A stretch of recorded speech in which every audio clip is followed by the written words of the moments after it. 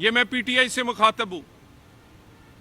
वो आज अपनी शर्मिंदगी, अपनी शिकस्त और अपनी नाकामी छुपाने के लिए जो उन्होंने पिछले 2.5 साल में इस पाकिस्तान में किया, इनकलाब के नाम पर, सियासत के नाम पर, तब्दीली के नाम पर, आज अपनी शिकस्त, नाकामी, शर्मिंदगी मिटाने के लिए कभी उसे डील का नाम दे रहे हैं, कभी कहते हैं कि अब ट्रंप आएगा तो वो हमारी जान छुड़ाएगा। ये डील की अफवाहें, ये ट्रंप का नाम शिकस्त तस्लीम कर रहे हैं और अपनी फेस सेविंग चाहते हैं। आप क्या नहीं किया, कब से शुरू है? तहरीके अदम एतमाद से आगाज हुआ, कहा कि मैं ये साइफर लहराया है और अब इनकलाब आएगा पाकिस्तान में।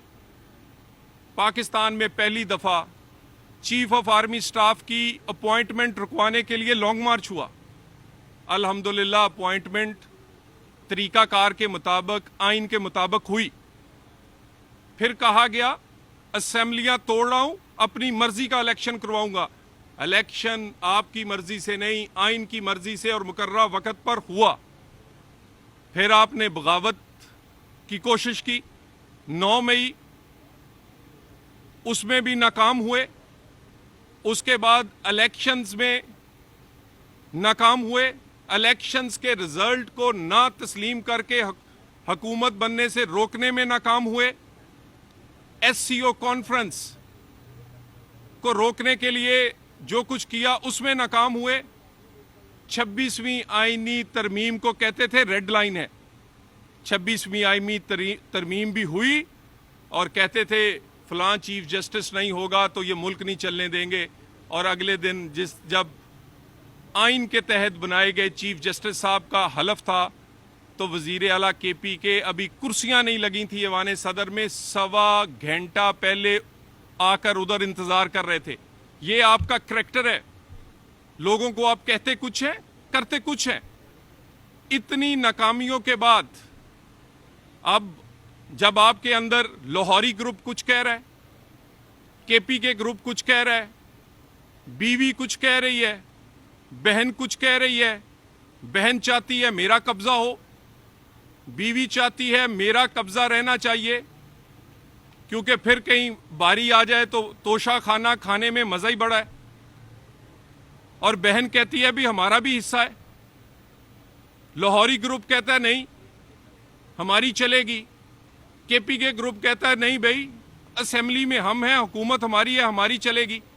अपनी टूट फूट को, अपनी इस सूरत हाल को छुपाने के लिए कभी कहते हैं डील हो गई, कभी कहते हैं ढील हमें मिल गई का, और तो और बेशर्मी की इंतहा है। जिन लोगों ने गाड़ियों के पीछे लगाया हुआ था अमेरिका का नाम लिखकर कि हम कोई गुलाम तो नहीं, और अब अपने मुंह से बार बार कहते हैं ट्रंप जीतेगा तो वो हमें निकालेगा, और अब गाड़ियों पे लिखवा लें अमेरिका ट्रंप की तस्वीर लगा लें और नीचे लिख लें कि हम ही आपके गुलाम हैं। लॉबिंग करते हैं पाकिस्तान के खिलाफ, वहां से लॉबिंग करके लोगों के इलेक्शन फंड्स में पैसे देके वहां के कांग्रेसमैन से खत लिखवा के पाकिस्तान के खिलाफ तहरीकें चलाते हैं।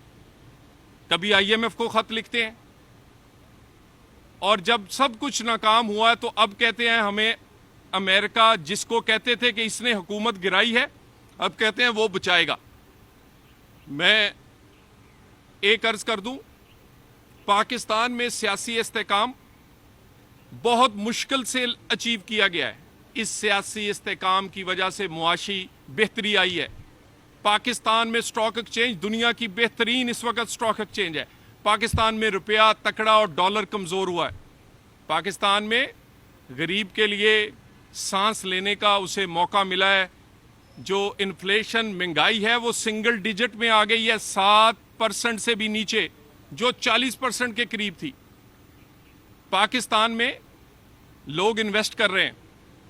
एक तरफ वजीर आजम कभी किसी मुल्क और कभी किसी मुल्क अपने मुल्क के लिए इन्वेस्टमेंट मांगने के लिए जगह जगह जा रहे हैं, और कुछ लोग यहां जब इन्वेस्टमेंट आने लगती है, जब कोई बड़ा इन्वेस्टमेंट या दोस्त मुल्क आना चाहता है, तो एहतजाज का आप ऐलान कर देते हैं। एससीओ में क्या तकलीफ थी आपको? उससे 2 दिन पहले सऊदी डेलीगेशन आया, उसने अरबों डॉलर की इन्वेस्टमेंट अनाउंस करनी थी, उसको रोकना चाहते थे। एससीओ के बाद सीपेक 2 शुरू होना था, चाइनीज वजीर आजम इधर आया हुआ था, उसको आप क्या पैगाम देना चाहते थे? और ये जो सियासी इस्तेकाम है और पाकिस्तान में पाकिस्तान की इकॉनमी, गरीब का चूल्हा चलना शुरू हुआ है, इसको रुकने नहीं देंगे। इस सियासी इस्तेकाम की बहुत बड़ी कॉस्ट पाकिस्तान पेश कर चुका है। इसकी बहुत बड़ी कीमत पाकिस्तान के आम लोग, 24 करोड़ लोग, और खुसूसन हमारे वो मेहनतकश और मजदूर पे कर चुके हैं। लोग आज भी बिजली गैस के बिल हों या आम जिंदगी, उनके लिए गुजारना मुश्किल है। अगर उनके हालात बेहतर होने लगे हैं, अगर एनर्जी की प्राइस नीचे आ रही है, अगर पेट्रोल या बिजली की कीमतों को नीचे लाने की हुकूमत कोशिश कर रही है, अगर पाकिस्तान में डॉलर कंट्रोल की वजह से और पंजाब में खुसूसन जितने की रोटी थी उससे 10 रुपए कम पे आज भी 13, 14, 15 रुपए पे मिल रही है, और दूसरे सूबों में 25 पे, तो ये सारी चीजें आपको तकलीफ किस बात की है? स्टॉक एक्सचेंज की बेहतरी की, रुपए के मजबूत होने की, महंगाई में कमी की, पंजाब और वफाकी हुकूमत के उन इकदामात की जिनका तल्लक डायरेक्टली आम आदमी से है। तहरीक आप चलाने में नाकाम रहे हैं, इनकलाब लाने में नाकाम रहे हैं, हुकूमत और रियासत को ब्लैकमेल करने में नाकाम रहे हैं, और अब अपने जख्म चाटने और शिकस्त और अपनी नाकामी छुपाने के लिए इसको ढील का नाम ना दें। आपके करतूतों पे कोई डील नहीं होगी। 9 मई पे कोई कॉम्प्रोमाइज नहीं होगा। 190 मिलियन आपकी जेबों से और आपके अकाउंटों से निकाला जाएगा।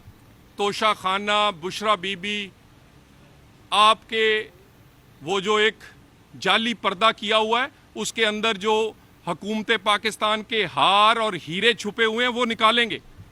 इन चीज़ों पे, और आप समझते हैं कि आप इस्लामाबाद आएँ, सिपाही को शहीद करें और लोगों को फूलों के हार पहनाएं और वफाकी हुकूमत देखती रहेगी? नहीं।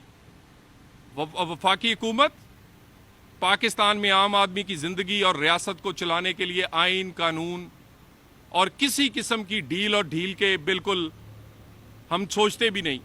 सियासी इस्तेकाम को मजबूत करेंगे। 26वीं तरमीम हुई है, 126वीं भी करनी पड़ी तो पाकिस्तान के लोगों के लिए, गरीब का चूल्हा चलाने के लिए, इकॉनमी चलाने के लिए, पाकिस्तान में कानून की अमलदारी के लिए करेंगे। Thank you very much.